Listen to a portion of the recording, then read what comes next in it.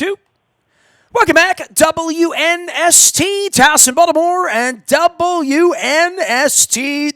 the home of the first place, 12-2, headed to 14-2, we think, Baltimore Ravens. Luke Jones joining us to talk about all the aftermath of Thursday evening's football game and the mess to clean up for Cleveland and long rest and a full weekend to sit around and watch football on TV and bowl and Terps basketball and all sorts of other things here.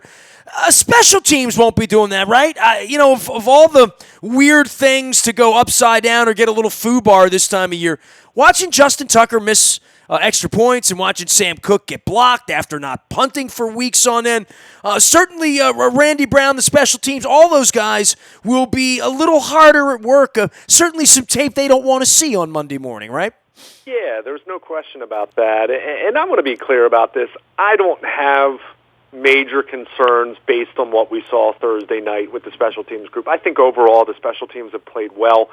The one area that I think has left a lot to be desired is the kickoff coverage, and we did see some returns, especially early in the game. Some issues there and some missed tackles. So beyond that, their special teams have been very sound this year, from a metric standpoint, you look at efficiency and different football nerd sites as people often like to call them, have graded them out well. But Thursday night was not a very flattering night for Chris Horton's special teams unit, and that's something that in Week 15 that makes you nervous. It's not as though it was difficult conditions on Thursday night. The wind was a non-factor. There wasn't any precipitation, but to see Justin Tucker miss an extra point, there appeared to be a couple shaky snaps. They certainly didn't cover kicks very well. They get a punt blocked. I mean, there is plenty there for Chris Horton and Randy Brown, and John Harbaugh is going to have a lot to say about how they performed on special teams. So you hope it's a one-game aberration. Like I said, their kick coverage hasn't been great this year. It hasn't necessarily been catastrophic, but that's been an area that they haven't been as good as they normally are. But those other things that happened on Thursday night, at this point, I'm willing to chalk up to a short week, and sometimes you're just going to have a bad performance. And it was a very bad special teams performance, but it's another reminder of you're getting close to the time of year, even as silly as it sounds, because we're talking about a team that's won 10 in a row. We're getting closer to that time of year where something like that happens at a crucial moment in a game. It can cost you your season, and that's going to be a loud, resounding kind of message over the course of the next week, or as soon as they get back from their little mini bye here on the back end of the Thursday night game. That special teams is going to have a lot to clean up, and it's just really out of character. I said it during the game on Twitter. I don't know if I can recall. I mean, and they've given up some return scores over the years. It's not as though their special teams have been absolutely perfect under John Harbaugh, but you can't recall too many across-the-board special teams performances that were that poor like we saw on Thursday. Mark Ingram, I want to talk a little bit about him, and I talk so much in. Look, it's going to be Eric DeCosta and Ozzie Newsome and George Kokinis and Joe Ortiz and leadership and who they're drafting and how they're plucking the Marcus Peters and the Domata Pekkas and the Josh Bynes and the LJ Fords. You go down a list of all the cool things about this team. Man, I remember that morning you and I woke up after Mosley went out the back door. Suggs kind of shocked everybody and signed in Arizona, and he's got to be regretting that at this point, right? I look at Mark Ingram and I look at Earl Thomas and the leadership that was imported into this for this 22-year-old kid running around who does special things. Mark Ingram, the minute I saw him, I said, there's the grown-up in the room. And, here we are 14 weeks in, and, there's a lot of goofing around and big trust and all that other stuff. But behind all of that, when the door shuts in that locker room, and there's a little bit of this WWE goofiness that they sort of have taken on in the aftermath of all of this and Lamar's specialness.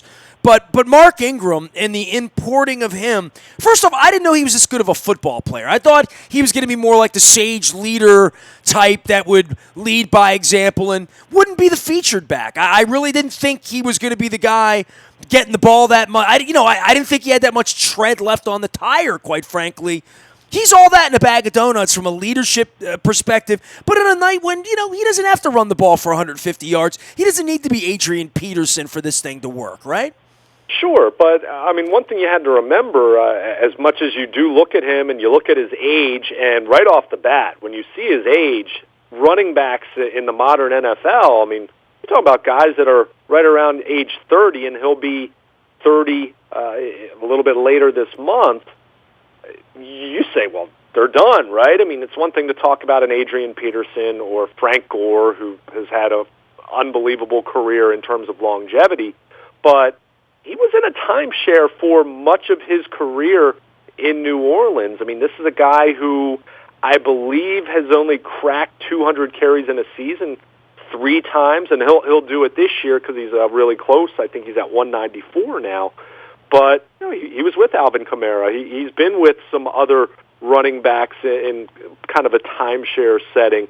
So, the one thing I will say is the Ravens gave him some real money. So no doubt about it. Right. So that would be where Eric Weddle and a bunch of these guys were, where the Ravens were willing to pay them a little bit more for their wisdom than for their actual, hey, we're signing this guy in the prime of his career. No, we're getting a leader, we're getting a smart guy, we're getting a grown-up, we're getting someone that's never going to embarrass us, someone that's going to be ready to play every Sunday, going to take their vitamins and eat the right meals and be in the hot tub and be on time.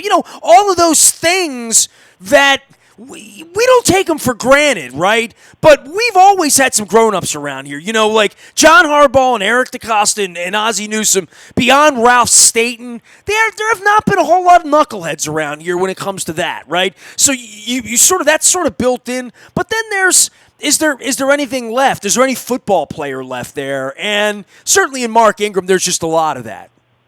Yeah, and let's be clear. The Ravens didn't solely sign Mark Ingram for leadership and intangibles. They thought he could play, and last year he averaged 4.7 yards per carry for the Saints. It's not as though he was bad. 4.7, that's a good clip. I don't know that they saw him as an 1,100-yard rusher here, though. I don't know about that. Okay. I didn't think they would give him the ball that much. I thought it would I thought Gus would get. I thought it would be more of a really mixed feature back kind of thing, where 15 weeks into this. He is their key running back. He's their key leader. He's in every week you look up, he's got 70, 80, 90, 100, whatever it is. He's a bigger part of the team than maybe I saw in April in regard to statistics. Literally how much he touches the ball. Fair enough, but at the same time, he's only averaging 14 carries a game. That's not Jamal Lewis 2003. That's not Adrian Peterson, right? Exactly. Right. So part of it is just the amount of volume, the amount of carries that this offense affords when you have a quarterback who runs the ball as frequently and as well as he does, and you have a Mark Ingram. It's not as though they've forgotten about Gus Edwards. He has 100 carries on the season. That has just over 500 rushing yards. Did I think that it could be a little bit more of a timeshare? Did I think Ingram would have Edwards nearly 2-to-1 in terms of carries? Maybe I thought it'd be a little more of a split, but they gave Mark Ingram the money they did for him to come in and be the number one guy. And I think all those other intangibles that you mentioned, that just kind of solidified why they liked Mark Ingram compared to maybe a Le'Veon Bell, who, look, is a different style runner, and I want to be clear on this. Le'Veon Bell hasn't had a good year whatsoever for the Jets. I don't know how much of that is him having a year off and how much of that is playing behind a not-so-good offensive line. And he ran the ball pretty well Thursday night, but he hasn't run the ball well in 2019. So if you flip those two from a football playing standpoint, maybe Le'Veon Bell's the one who is averaging 5 yards per carry with the Ravens, and Mark Ingram somewhere else. But I think going back to the leadership, the intangibles, just the veteran experience, a guy who had a great reputation in New Orleans. It's not as though Mark Ingram was an unknown from a character standpoint. There were some stories that from the moment the Ravens signed him, and it was obvious he wasn't returning to New Orleans at that point. I saw stories written from beat reporters down there talking to Saints players, talking about how much they were going to miss him. I mean, Sean Payton talked about how tough it was to lose him. So I think when you're trying to evaluate from a football standpoint, that has to be paramount. You don't just bring in good guys who can't play.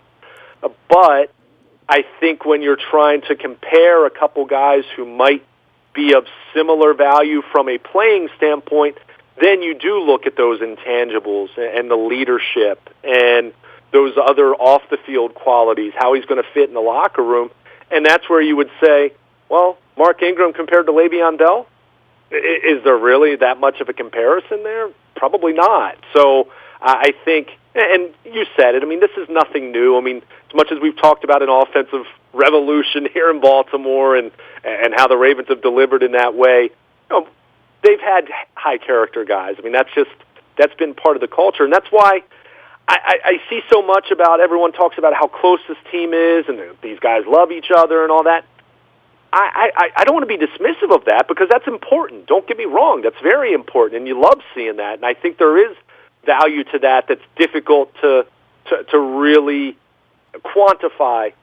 But I don't think that's a new something that's unique. Maybe it's a little bit different because of how Lamar Jackson leads compared to Joe Flacco, and I don't want to get into that one-on-one comparison, but the Ravens have had very close-knit teams in recent years with John Harbaugh. I can remember him singing the praises of the 2015 team that went 5-11, how close they were, how hard those guys played even at the end of the season, and they did. And that's a culture thing. That's something that's been established with the coaching staff, with the front office, with ownership, and it just comes into better focus when you're talking about a team that's as incredibly talented and successful as the Ravens have been.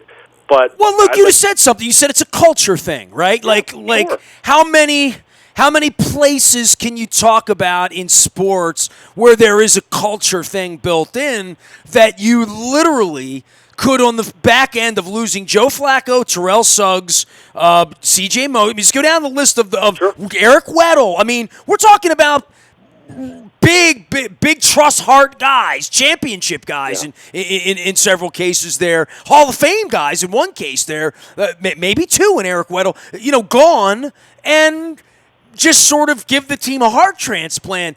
That's really, really difficult to do. And I know you and I woke up that morning in March thinking that would be, think about where we were that morning. I should go back and replay that, right? Like the day after all those guys left to say, well, what the hell are the Ravens going to do now? As we sit here on the eve of Christmas going to Cleveland, sitting in the catbird seat at 12-2 with a first-round bye. I mean, it's sort of been an insane 8.5 months here since that night when Eric DeCosta woke up in the morning and told Earl Thomas's agent, don't let him sign anywhere. We want him. We want him. We want him. We want him. Where the day before they didn't want him because they wanted C.J. Mosley.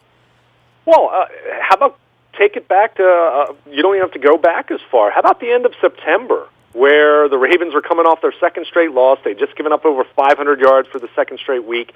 And this is where I'm always hesitant because we talk about this, it seems like it comes up more in baseball, but the whole idea of team chemistry. Does the chemistry breed winning, or does the winning breed chemistry? Well, I told you in the locker room in Kansas City after they got their ass kicked out there, I said, this is a weird team, man. I've never seen guys sit around and talk about football in little corners the way this team did. And that was after losing. And I remember saying something. It's like, like it's early in the year, whatever.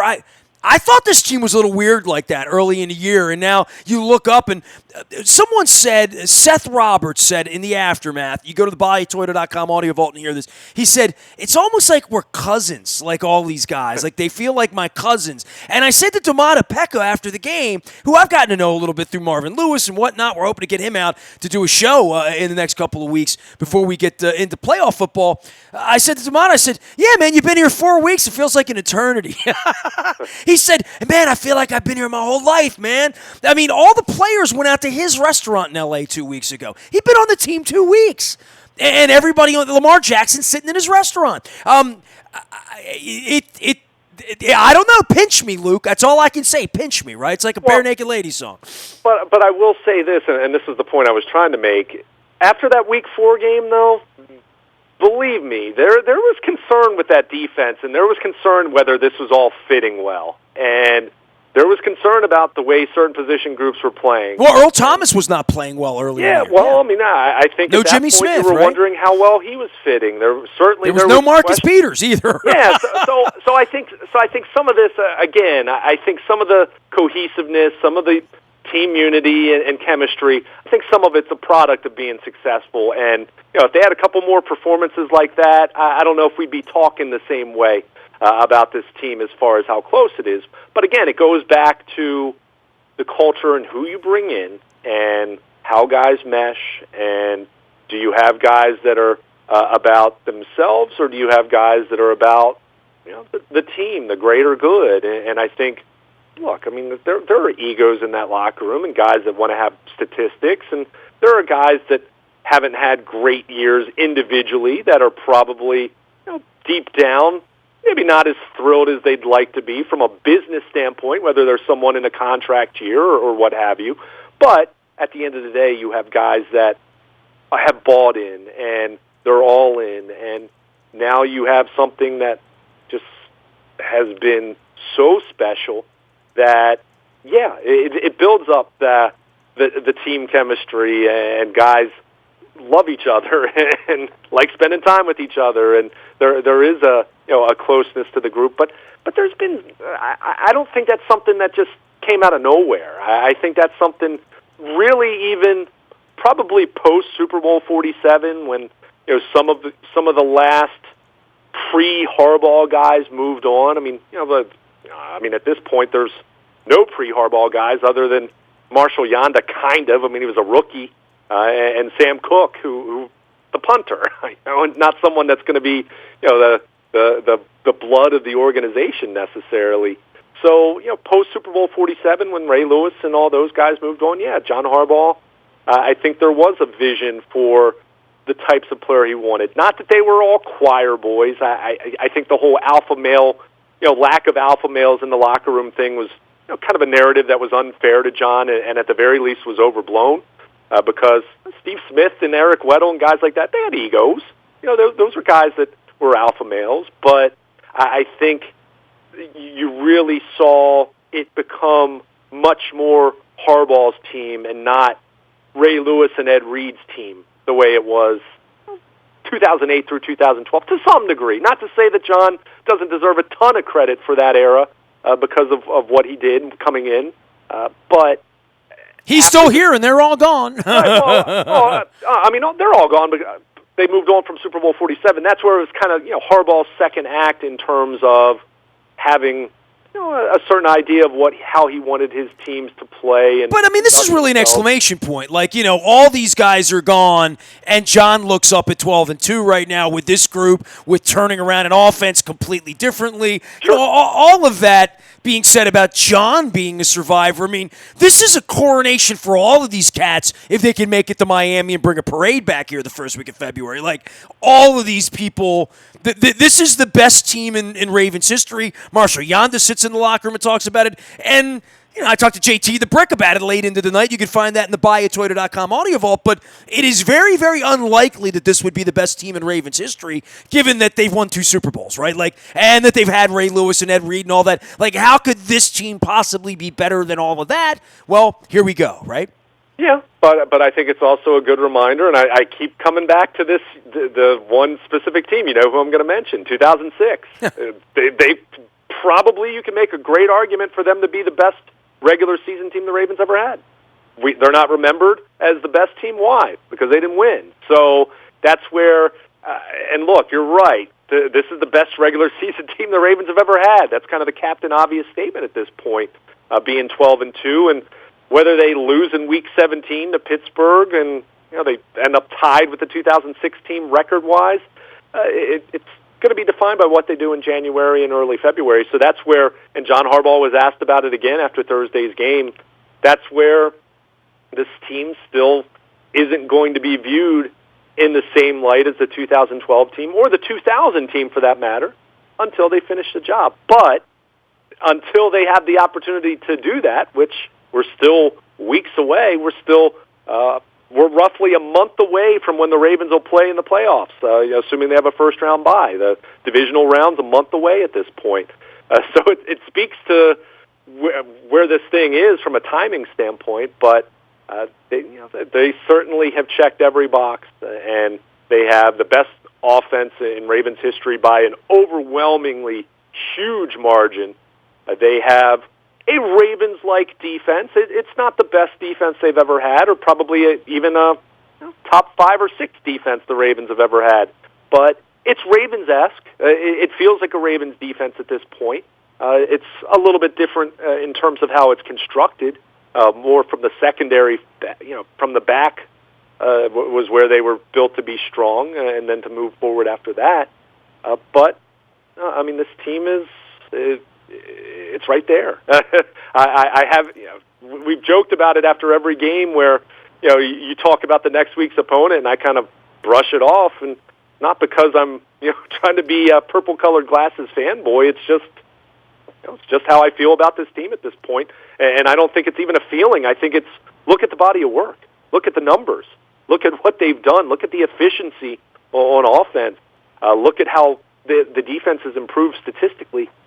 Hiccups on Thursday night notwithstanding. How about the fact that Thursday night was the first time the Ravens had given up 20 points in a game in quite some time. It's been a while in that way. I think you have to go back to the New England game. They gave up 20 points coming out of the bye. Since then, 13, 7, 6, 17, 17, and then finally 21. And 7, one of those scores came on a punt block. So it really just speaks to how well this thing has come together. And at the end of the day, it begins and ends with having an MVP at the quarterback position. The Ravens have never had this kind of quarterback. Apologies to Vinny Testaverde in 1996, or Steve McNair in 06, or Trent Dilfer doing what he did in 2000, or Joe Flacco in the 2012 postseason or the 2014 regular season. None of that comes close to what Lamar Jackson is doing. So when you have that kind of special individual, and then you put everything else, all those other factors that we just talked about, put that around it, yeah, you do have a really, really special football team. Here's Luke Jones. You can find him, Luke, at WNST.net. A couple of special shout-outs here to a couple of new sponsors. I want to thank Doug and everybody at Liberty Pure Solutions for bringing me fresh water around here for my water well at WNST. We're going to be talking more about that. Big shout-out to Matt Stover as well. He's been working with Liberty Pure for a long time. We are excited about having fresh water and some water stories to tell around here as well. Our friends at the Raskin Global. A lot of folks have seen Leonard Raskin out on my Facebook and Twitter. He's been at some of our events over the course of years. They are a firm of financial planners and an investment advisory representative group helping people grow their wealth. It's Raskin Global. You can be hearing more about it. Leonard's going to be on. We're going to talk some football with him as well as Doug over at Liberty Pure. But a couple of new sponsors. Want to make sure I give a shout out. I got my Liberty Pure Solutions hat. It's a really nice hat. It's comfy and cozy, so feels good on my head. Also, Cole Roofing. I got to give a shout-out to Bill Cole. We haven't had Bill on in a couple weeks. I'm going to get Bill on before Christmas. Going to get everybody on this week before the Cleveland game. It's going to be a wild little holiday lead-up here for the AFC leading Baltimore Ravens in a weekend with our feet up on the couch. I'm looking forward to that. Everything we're doing is out in the bio, Toyota.com, Audio Vault, all of our Baltimore positive stuff coming your way, including Police Commissioner Michael Harrison, who joined us at Fadley's with an incredible conversation you have to hear. We'll get that out on AM 1570 this week as well. Sonia Santelises, who runs the Baltimore City Schools. She's been a part of Baltimore Positive here recently. And going into 2020, I got an incredible list of people going to be joining us, including former Governor Martin O'Malley. Brian Frosch is going to be one of our early guests next month. TJ Smith, who I ran into at the Ravens game, who's running for mayor. So lots and lots of great guests as we enter 2020. But we are on to the Cleveland Browns, and maybe my leg lamp here in the studio, I'll get a better look at that in Cleveland next weekend. The BuyAToyota.com audio vault is there 24 hours a day from anywhere in the world to listen to any of our stuff. The morning newspaper ships every morning at 7 a.m. digitally. It's all brought to you by our friends at Planet Fitness and PlanetFitness.com. And if there's any breaking news, you know the WNST Tech Service always has it first for you. That's all brought to you by our friends at Coons Ford. And Dennis will be here on Thursday doing the Dennis Colazza Show, driving you home and getting you ready for a beautiful, beautiful holiday week around here. Get your purple out. Ravens are going to the playoffs. The Ravens are the AFC North champions. I am Nestor. We are WNST.net, AM 1570, and WNST Tassel, Baltimore. And we never stop talking Baltimore sports.